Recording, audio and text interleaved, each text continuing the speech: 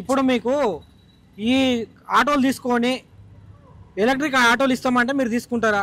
Already తీసుకుంటాం కానీ ఈ పిల్లలు ఇప్పటికీ ఏ విధంగా ఈఎంఐ ఎవరు కట్టాలి? ఈఎం కట్టకుండా మొత్తం సబ్సిడీ, గవర్నమెంట్ సబ్సిడీ ఇవ్వమని చెప్పండి. హైదరాబాద్ ఉన్న వాళ్ళకి ఇవ్వమని చెప్పండి. పాత ఆటోలకి ఉన్నాయి ఈఎంఐలు? పాత ఆటోలకి ఈఎంఐలు కూడా ఉన్నాయి. ఇప్పటి వరకు కొత్త ఆటోలు తెచ్చుకునే ఉన్నాయి.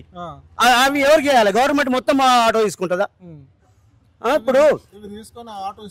ఇప్పుడు మేమే కాదు, ప్రతి ఒక్క మెకానిక్ కూడా మా మీద ఆధారపడతారు. ఆయిల్ చేంజ్ ప్రతి ఒక్కటి ఫైనల్ సోలు కూడా బాధనే పడతారు. ఇంతమంది దౌర్జన్యంగా చేస్తే కడుపులో కొడితే ఏ విధంగా బాగుపడతాడు? ఇప్పుడు మీకు ఈ ఆటోలు తీసుకొని ఎలక్ట్రిక్ ఆటోలు ఇస్తామంటే మీరు తీసుకుంటారా?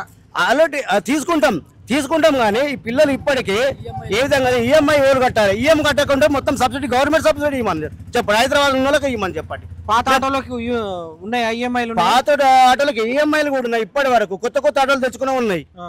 అవి ఎవరికి చేయాలి? గవర్నమెంట్ మొత్తం ఆటో తీసుకుంటుందా?